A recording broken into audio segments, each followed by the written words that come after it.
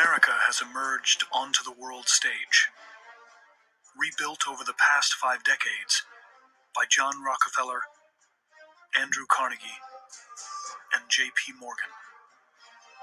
They've reigned uncontested for years. Only now, the government is cracking down on big business in a big way.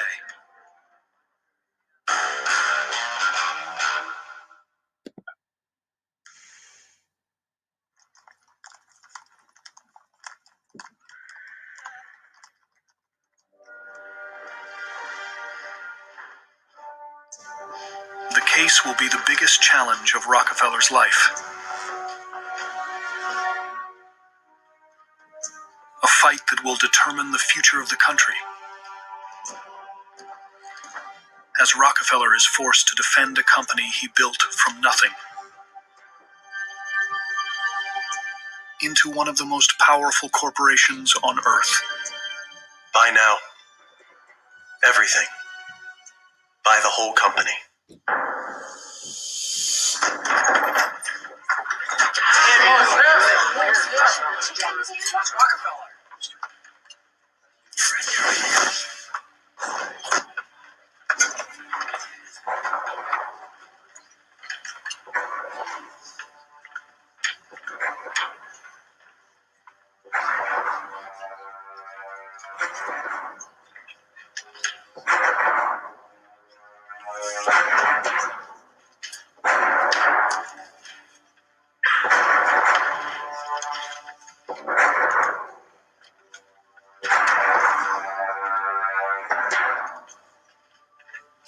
The United States versus Standard Oil.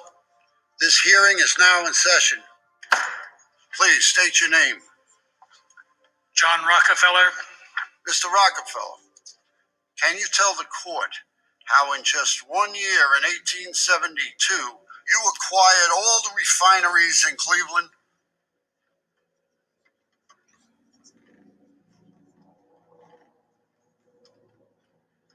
I don't remember.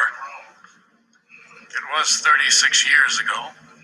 You used intimidation to wipe out the competition, did you not? I mean, so ruthlessly that it became known as the Cleveland Massacre? I don't remember any massacre.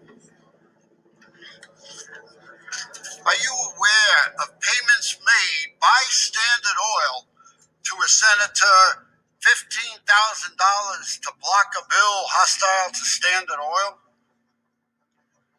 I don't remember. We have a list of bribes made by Standard Oil to politicians between 1903. I stepped down as chief executive of Standard Oil in 1902.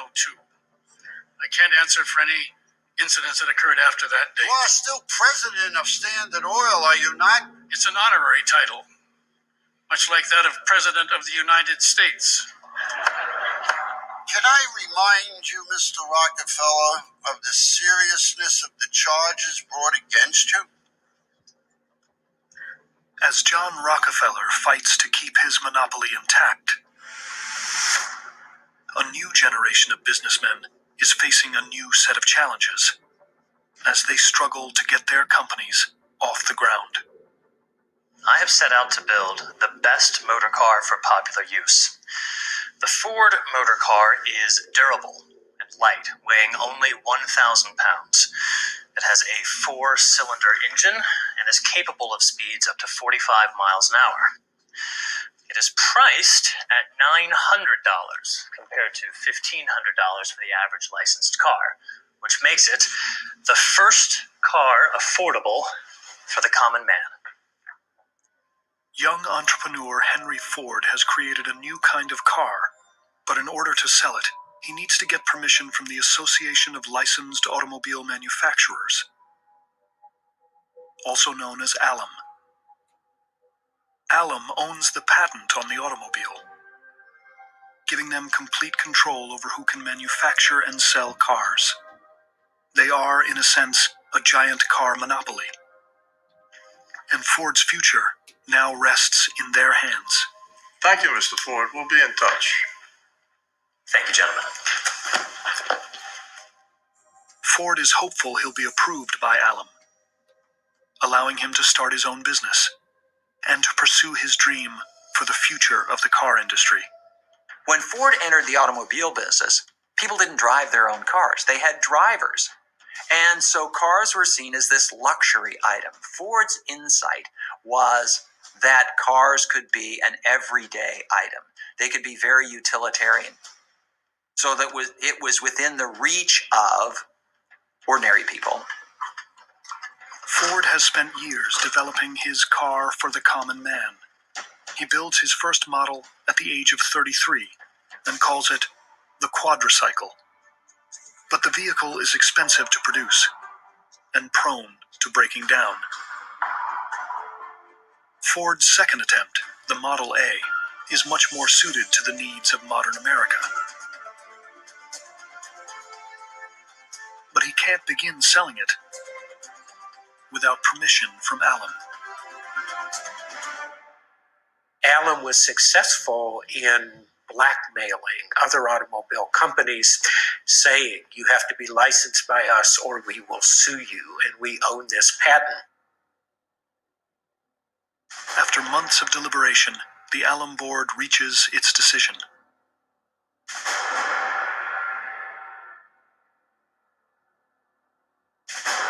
Henry Ford's application is rejected.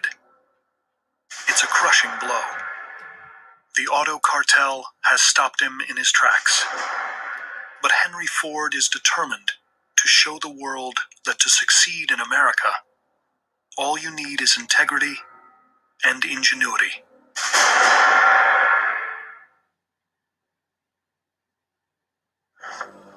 The next generation of businessmen is on the rise.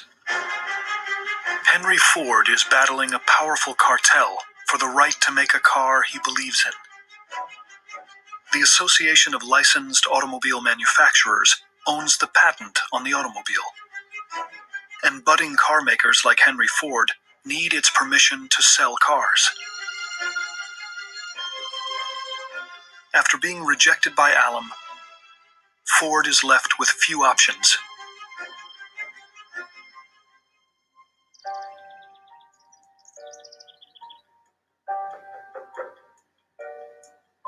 But he isn't about to give up on his dreams.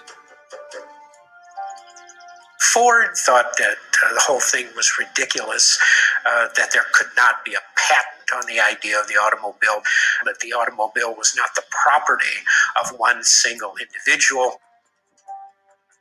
Ford is determined to get around Allen's stranglehold on the auto industry. But he's just one man, going up against a virtual monopoly. If he's going to be a success without Allen, he's going to need to make a name for himself. It's a very simple thing on the make or break decisions, the gut. And that's what separates the great leaders and the great successes. And if you can't listen to it and you don't have it, you're never going to get it. Because it's never going to come from someplace else.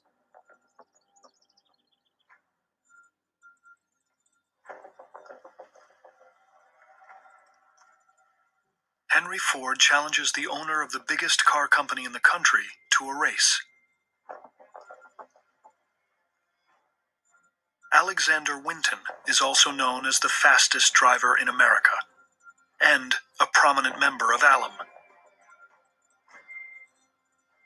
Beating Winton with a car of his own design has the potential to give Ford the boost he needs to start his own company. There's just one problem. Henry Ford has never raced a car before.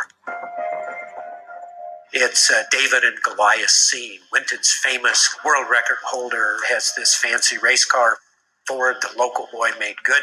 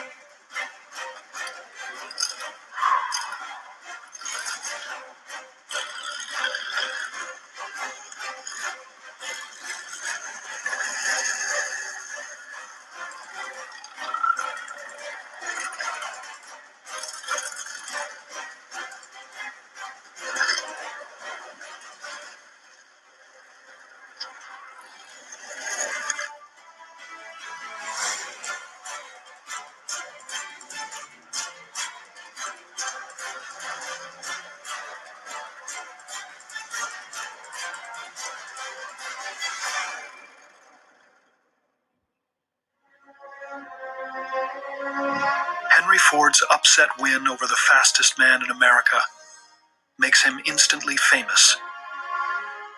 Ford's a hero, and this is really the first big time, I think, that he becomes a celebrity. The Ford name gets out there, and he milks it for everything that it's worth, and it was a very crucial part of Ford getting investors for the Ford Motor Company. Ford raises $28,000, or $700,000 today, enough money to build his first factory in Highland Park, Michigan. And before long, he's producing 15 cars a day, priced low enough for almost any American. When it finally does break through, it is sort of gratifying because you're starting to see the reality of what you always believed, that the vision you had that someday the world would be different is starting to move in that direction. Henry Ford's early success puts him on the map. But Alum takes notice and hits him with a lawsuit, claiming he's breaching their patent on the automobile. You see all these huge conglomerations suing people over patents. The big guys are taking advantage of the little guys, trying to find whatever angle they could and using their might, and those with the best tricksters win.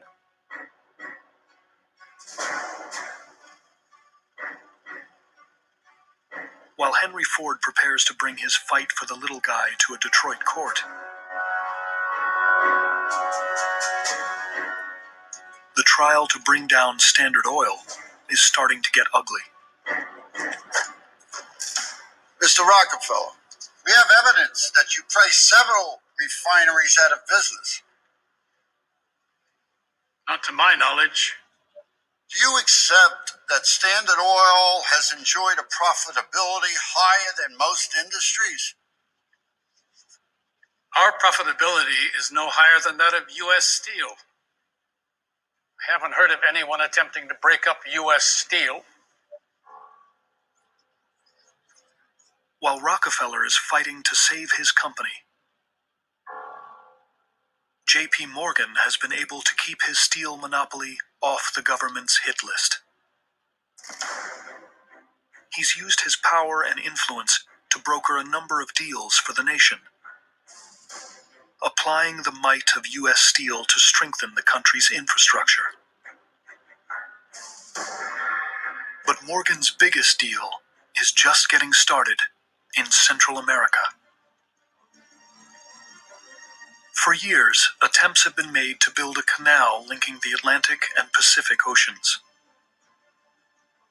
Such a canal would cut east to west travel time in half, saving ships over 8,000 miles per trip. But no one's had the power to make it happen. Until now. J.P. Morgan acts as the middleman for the government and raises $40 million, or $7 billion today, to get the project started. The Panama Canal is the most ambitious construction project the United States has ever undertaken. Over 75,000 workers labor in brutal heat, fighting off deadly diseases, digging a canal 51 miles from the Atlantic to the Pacific.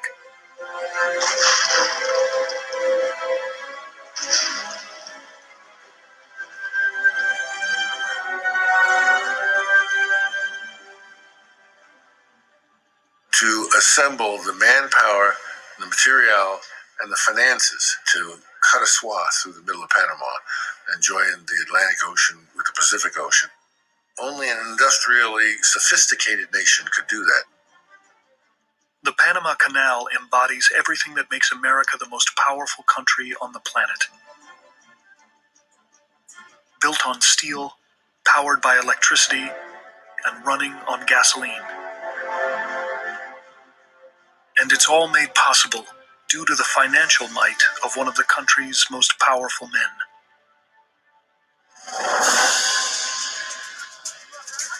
But the age of monopoly is still on trial. And and the unchallenged power the Titans have used to amass their empires is not going to last forever.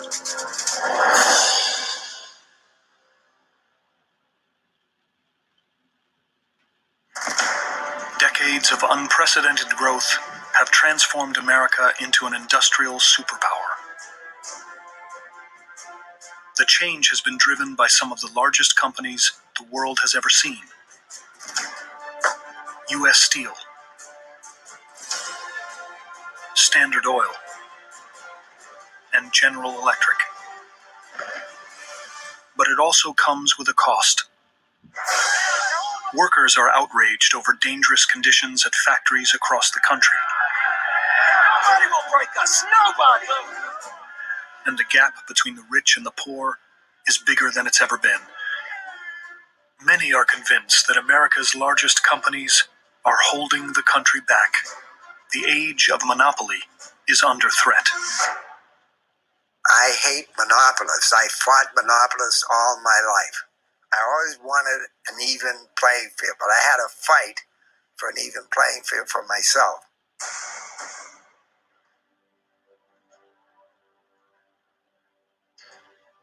Over a 40-year career, John Rockefeller used innovation and ingenuity to create a corporate empire unlike any the world has ever seen. But he was also notoriously ruthless, and many believe he went too far. For John D. Rockefeller, Judgment Day is here, in what's become the trial of the century: the people versus Standard Oil. The picture painted of Standard Oil is a depressing one. No trust in the history of America has been so destructive in its pursuit of profit. Time and time again, we have heard how Standard Oil has used secret kickbacks from the railroads, been routinely engaged in predatory pricing, used intimidation and exclusive sales territories to put refineries out of business. For over 30 years, Standard Oil has been on a mission to crush its competition and establish itself as a monopoly to hoist up the price of kerosene. Mr. Rockefeller, before the court renders its decision, do you have anything you wish to say?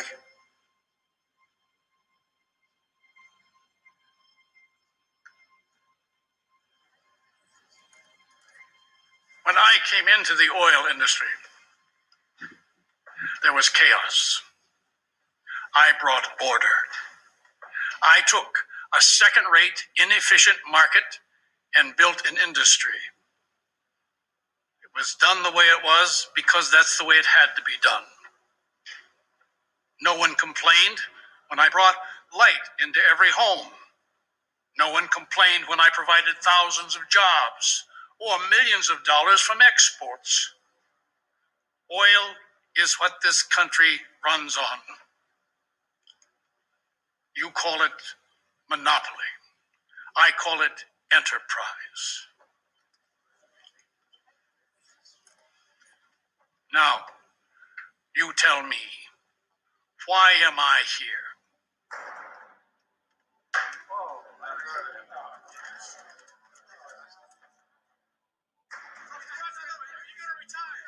As the court adjourns to deliberate, Rockefeller can only await his company's fate.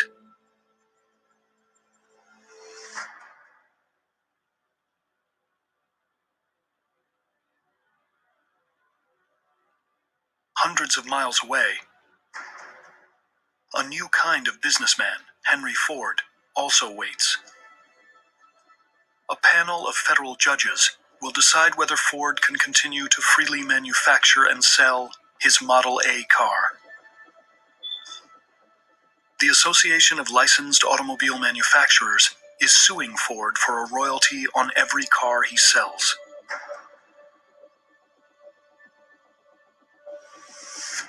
Ford knows those royalties would drive up the cost of his car, putting it out of reach for the average consumer. For most early car makers, the lawsuit would be a devastating setback. But for Ford, it's something different, an opportunity. People react to failure in one of two ways. Either they get scared and give up, or they take that failure as a learning experience, and they kind of use that experience to redouble their efforts. Ford is convinced the era of unchecked monopolies is over. So as his lawsuit winds its way through court, he openly defies the order from Allen and continues building and selling his cars. He believes there's a better way to conduct business in America, and he's determined to make it a reality. Henry Ford was able to position himself as an anti-monopolist, really in a certain way as a kind of antithesis of the Rockefellers and the Carnegies. He is a kind of heroic individual entrepreneur who believed in competition, who believed in developing a product and bringing it to the people. Ford begins paying his workers a livable wage, $5 per day, more than double the rate of most U.S. factories.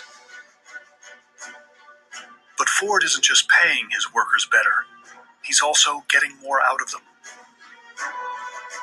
He innovates a new system for producing cars. Rather than handcrafting each car one at a time, his are assembled by a line of workers, piece by piece. It's called the assembly line, and it completely changes manufacturing forever. Ford didn't invent mass production, but he perfected mass production. He understood that a complicated product like an automobile could be simplified and could be made less expensive if the same thing was produced again and again and again. Using the assembly line, Ford workers can build cars up to 8 times faster than any other automobile factory in the world. What once took 12 hours to assemble now takes an hour and a half. The innovation allows Ford to standardize the 8-hour workday, 5 days per week. But for Ford to continue to innovate, he'll need to win his lawsuit. His fate, like John Rockefeller's, now rests in the hands of a federal court. Henry Ford and John D. Rockefeller are two American icons from different generations, on opposing sides of a battle for the country's future. As the verdicts come in, American business will never be the same.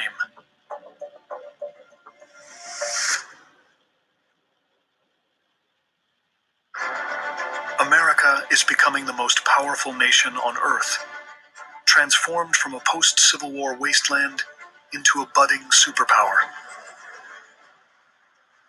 By a group of visionaries who battled the impossible to build unimaginable empires that have brought the country into the 20th century. With all the great entrepreneurs, it was a mix of believing in an idea, but they also recognized that they had to do some things to take that idea and make it real.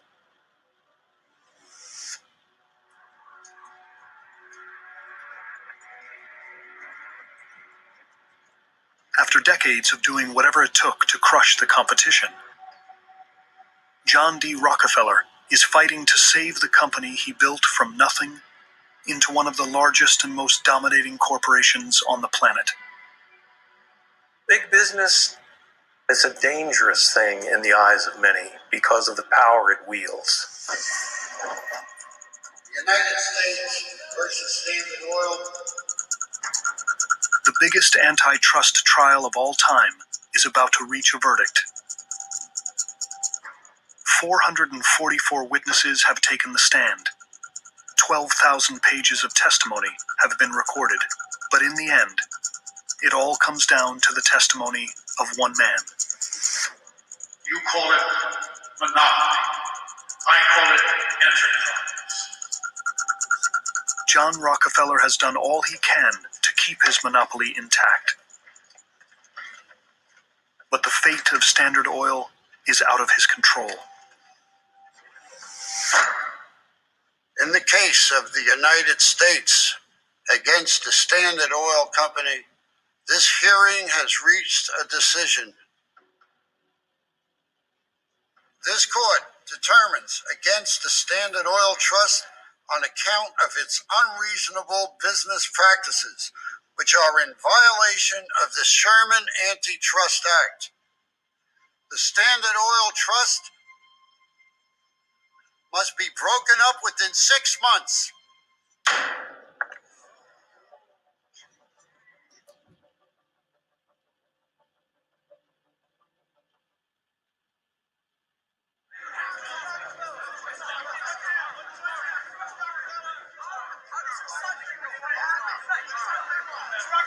This is the end of Standard Oil. John Rockefeller's Standard Oil is completely dismantled, broken up into 34 smaller companies. The age of monopoly is over.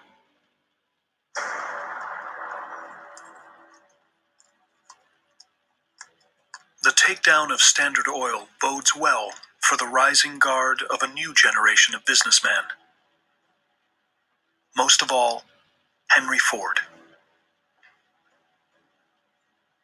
Ford awaits the future of his company after the powerful auto cartel Alum charged him with breaching their patent on the automobile and tried to shut him down.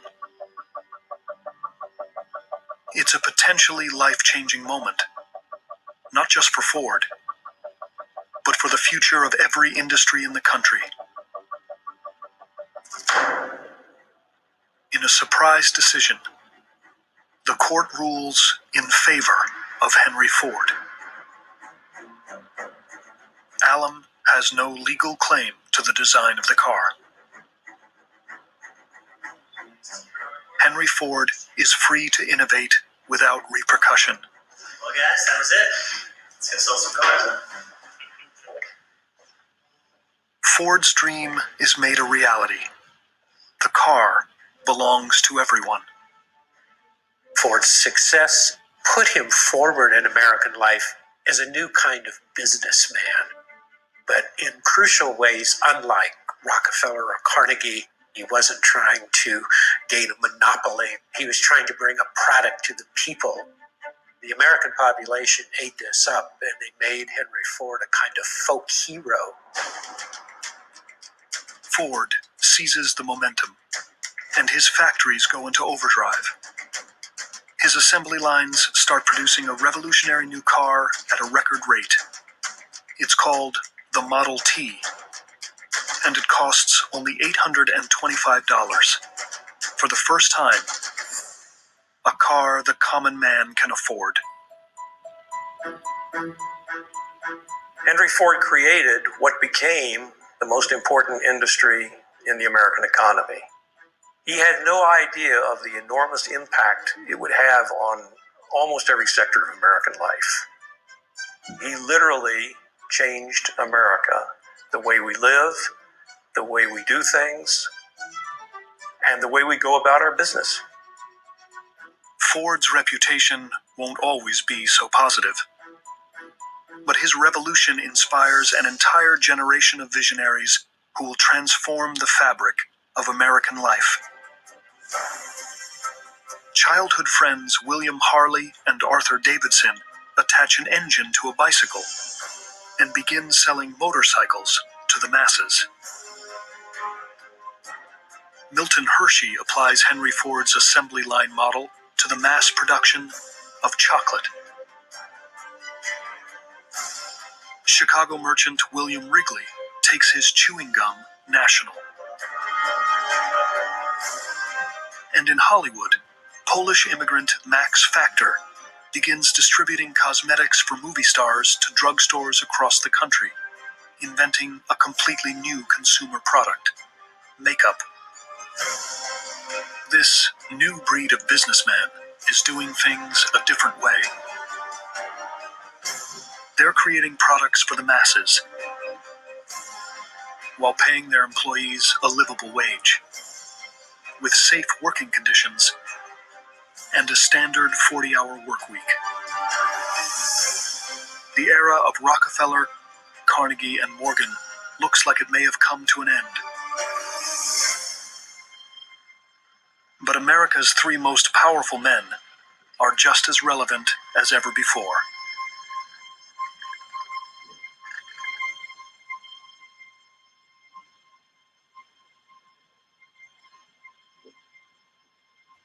Standard Oil gasoline stations appear across the country, fueling Henry Ford's cars.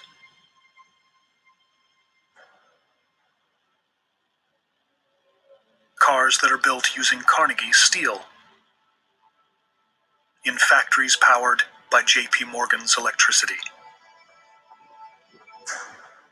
The new breed of businessman may be doing things differently from their predecessors, but their innovations wouldn't be possible without the groundwork laid by men like Cornelius Vanderbilt, Andrew Carnegie, J.P. Morgan, and John D. Rockefeller. The result is broad prosperity shared throughout the country, and perhaps America's greatest innovation yet: a thriving and prosperous middle class. The Industrial Revolution created the development of the middle class. It created wealth that we never would have imagined possible before.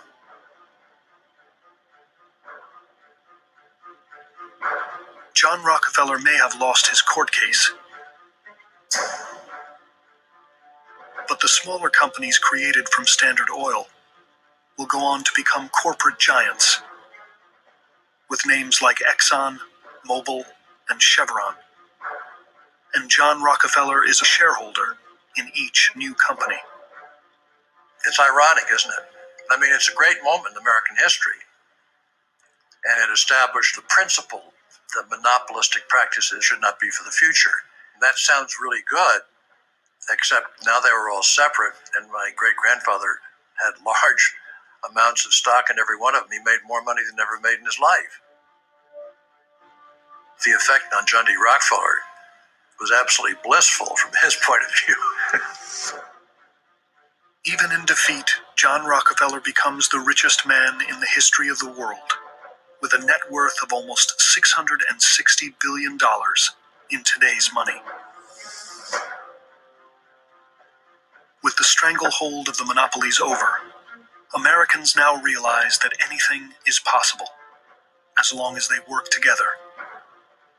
The nation is more powerful than ever, and that power will soon be needed.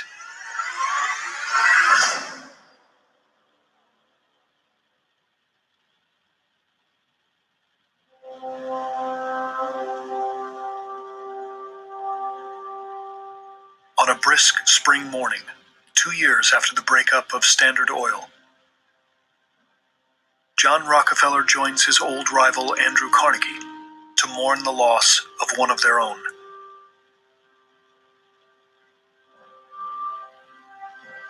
Less than a month from his 76th birthday, J.P. Morgan dies in his sleep. Morgan leaves such a mark on American finance that the New York Stock Exchange shuts down, an honor normally reserved for the passing of a president. J.P. Morgan certainly was the foremost name in banking in terms of creating modern finance, and you can't have modern economy without a modern, effective, functioning banking system. He was as influential as any of the titans of that day.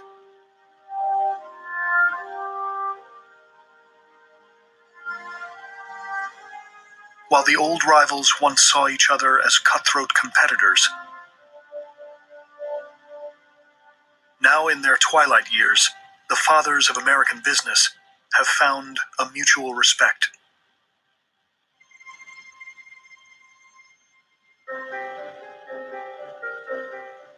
For Rockefeller and Carnegie, Morgan's passing is a reminder.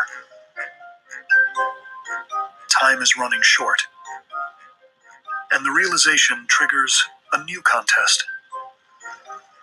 No longer is there competition about who makes more money. Now the question is, who can give more away?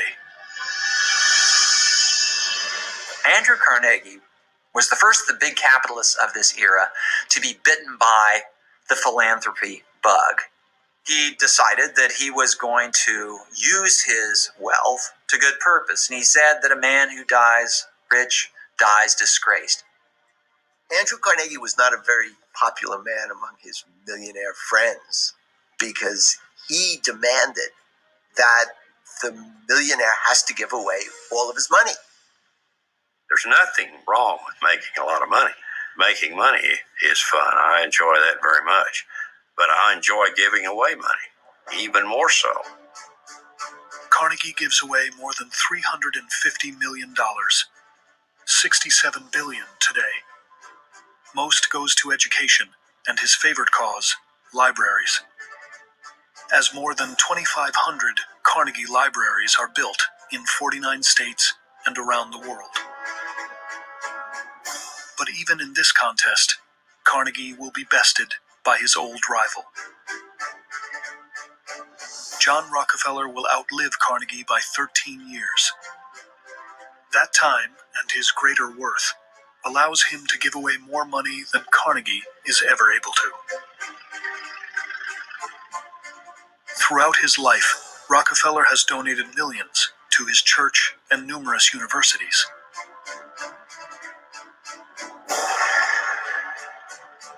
At the age of 73, he creates the Rockefeller Foundation with a personal endowment of $100 million, the equivalent of $38 billion today.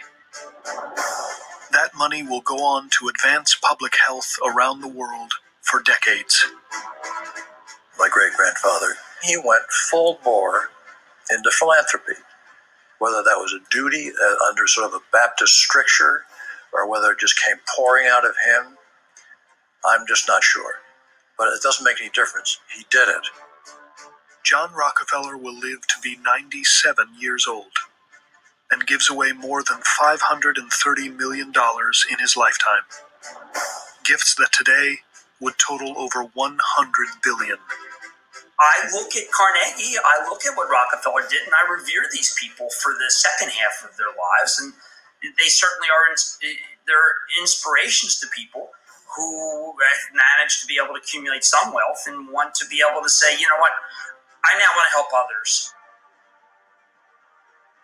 As the nation heads deeper into the 20th century, millions of Americans, for the first time ever, are able to take part in the American dream. Employed in well-paid and safe jobs, manufacturing products they themselves can now afford. The country is united, with a robust economy that benefits not just the rich, but everyone. It's the beginning of one of the longest periods of prosperity America will ever see. It wasn't by accident that the 20th century became, the American century. America made the greatest strides in terms of harnessing these new technologies. We simply could outproduce any other nation in this world by the time the 20th century rolled around, and that clearly put us in a position to drive the global agenda. It's on the back of the Industrial Revolution. But as World War I breaks out in Europe, the world looks for help. It looks to America. Just 50 years removed from the ashes of the Civil War, America has become a global superpower. By April of 1917, the country enters the war, sending troops, supplies, and weapons. Resources that will help bring peace to the world.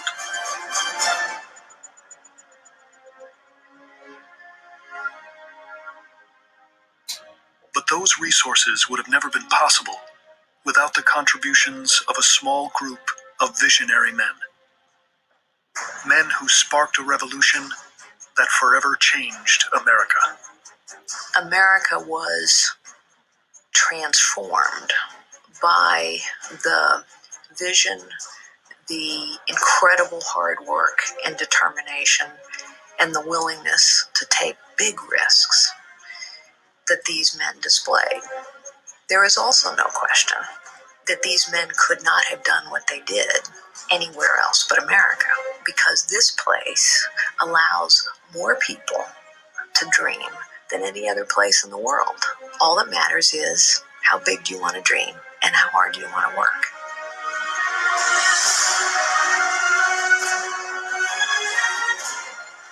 From a broken country into the most powerful nation on earth, they didn't discover this modern America. They built it.